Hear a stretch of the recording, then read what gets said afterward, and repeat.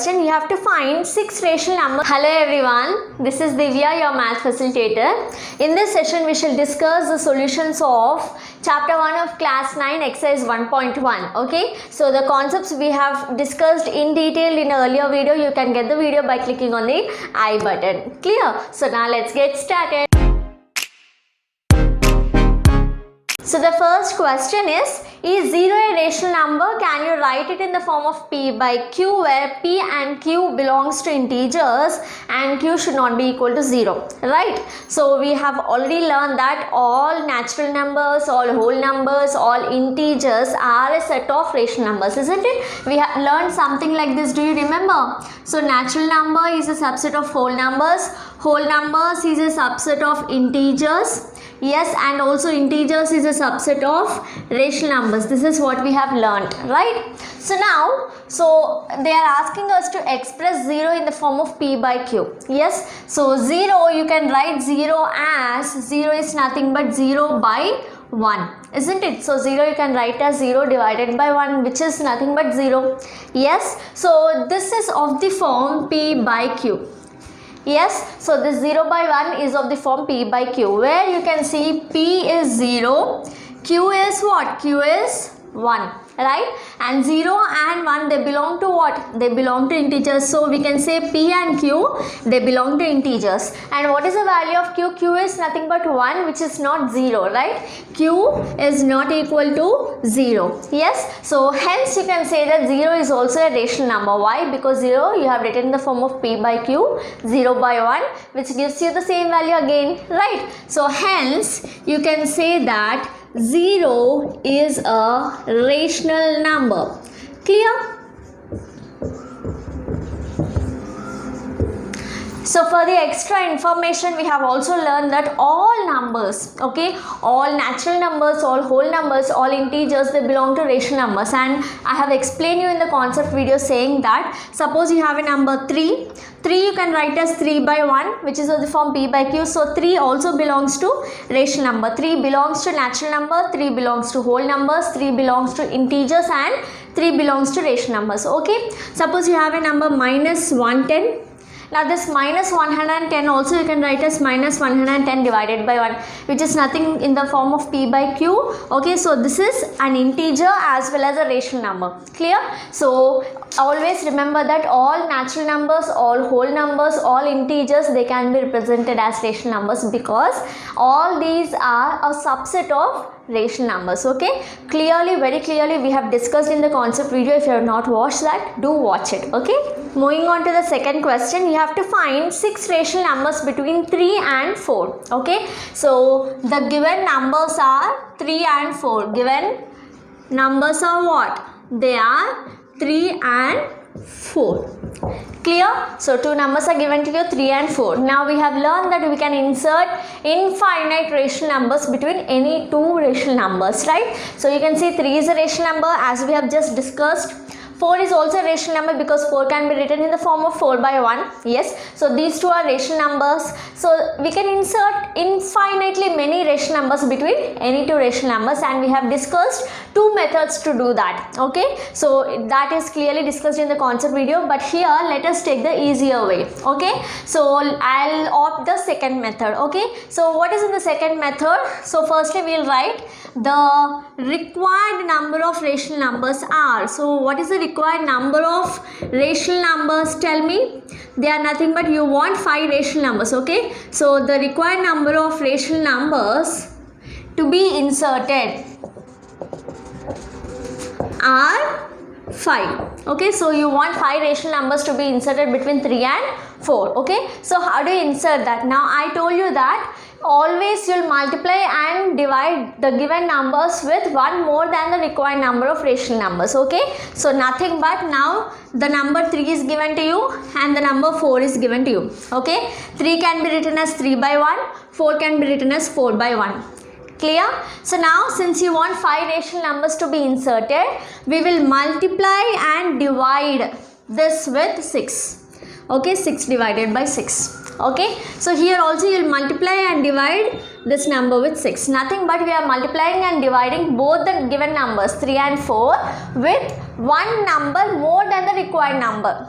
of rational numbers. Okay, so here you want 5 rational numbers, so you are multiplying and dividing by 6. Suppose in case if you want 10 rational numbers, then you will multiply and divide by 11. Okay, suppose if you want 6 rational numbers to insert in between two numbers, you will multiply and divide the given numbers with 7. Okay, so that means whatever may be the required number of rational numbers, you will add 1. Okay, you will add one number more and you will multiply and divide with the given number. Okay, so here 3 into 6 is nothing but 18.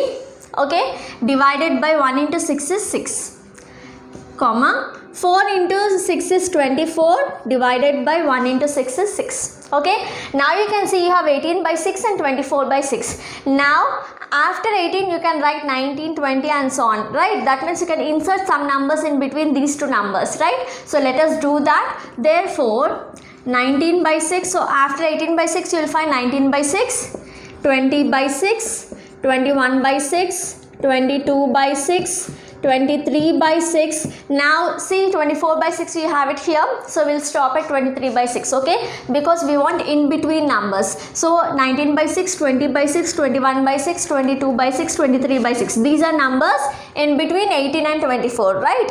So 1, 2, 3, 4, 5. So you got 5 rational numbers, right? So you were able to insert 5 rational numbers between the given two numbers 3 and 4, right? So very simple method. Always you have to remember that you will multiply and divide the given number with one more than the required number of rational numbers. If you want 5, you will multiply and divide with 6. If you want 7 rational numbers, you will multiply and divide the given numbers with 8. Okay, so one more than the required number of rational numbers, you will multiply and divide the given numbers. Okay, very simple, you will solve it. So simply you will find a gap between these two numbers. Okay, and you can insert numbers between the given two numbers. Clear? So these are the 5 required rational numbers between 3 and 4. Now why 3 and 4? Now 18 by 6 is nothing but 6 1s are 6 3s are. Okay, so it is 3. Now 24 by 6 is equivalent to 4. Okay, so 3 we have converted it as 18 by 6, 4 you have converted it as 24 by 6. Clear? So these are the numbers between 3 and 4. Now moving on to the next question, you have to insert 5 rational numbers between 3 by 5 and 4 by 5, right? So see here, the given numbers are 3 by 5 and 4 by 5. They are rational numbers and you can see that they are like fractions also. The denominator is same 5. Right, so directly you can insert 5 rational numbers between these two numbers using the previous method which we have followed. Okay, so let us write the given numbers. It is 3 by 5 and it is 4 by 5. Okay, so how many rational numbers do you want? You want 5 rational numbers to be inserted. Okay, so since you want 5 rational numbers to be inserted, with what you will multiply and divide these two numbers? You will multiply and divide these two numbers with 6. Okay, since you want 5 rational numbers between these two numbers, you will multiply and divide the given numbers with 6. Okay, so here also you will multiply and divide by 6. Clear? Now this is nothing but 3 6 are 18 divided by 5 6 are 30. Okay, now this is 4 6 are 24 divided by 5 6 are 30. Now again you can see there is a gap between these two numbers, so you can comfortably insert rational numbers between these two numbers. Okay, so let us write therefore 19 by 30, after 18 you have 19 by 30, you have 20 by 30, 21 by 30, 22 by 30, 23 by 30, 24 by 30 is here. Okay, so we'll stop 23 by 30. Okay, so now say 1 2 3 4 5, these are the required rational numbers. Okay, so these are the required rational numbers. Now suppose if you have different denominators, here you have same denominator, so you have directly inserted the rational numbers using this method. But if you have different rational numbers, then firstly you will equate the denominators. Okay, that means if you have unlike fractions, now you can see these are like fractions, yes, denominators are same. If you have unlike fractions, which means if the denominators are different, firstly you will equate the denominators. Okay, that means you will convert them into like and then you will apply this method. Okay, so that type of problem I have already explained you in the concept video, so do watch it. Moving on to the next question, so here you have to state whether the following statements are true or false and you have to give reasons. Okay, so the first statement is every natural number is a whole number. Okay, so every natural number is a whole number. Is it true? Yes, it is true, because you can see, let me represent it on the number line so that it will be very clear for you. Okay, so here natural number starts from 1. So 1, 2, 3, all these are what? These are natural numbers. Now if you add 0 to this set of numbers, you get what? You get whole numbers. So this was natural numbers. Yes, and if you are adding 0, this became what? So this set became whole number. Right? So you can see every natural number, either you take 1, 2, 3 or any number, so that is a part of whole number. Right? So you can say that every natural number is a part of whole number. Okay, so the statement is true. Clear? So here you can say the answer is true. You'll write true and you'll rewrite the statement. What is given in the statement? Every natural number is a whole number. True. Every natural number is a whole number. Why? Because natural numbers are subset of whole numbers. Okay, since natural numbers are subset of whole numbers. Clear? Okay, or you can say whole numbers contains all the natural numbers. Okay, I hope this is clear. Now moving on to the second bit, what do you have? It is given that every integer is a whole number. Okay, so what are integers? So now 0, 1, 2, 3, this is nothing but it is a set of whole numbers. Yes, so integers are this set, whole numbers plus the set of negative numbers gives you integers. That means this complete set gives you what? It gives you integers represented by z.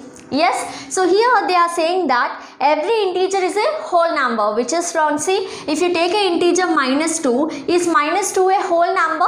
No, -2 is an integer. Whole numbers are different. Yes, so you cannot say that every integer is a whole number, right? But you can say that every whole number is an integer. Here you can say every whole number is a part of integer.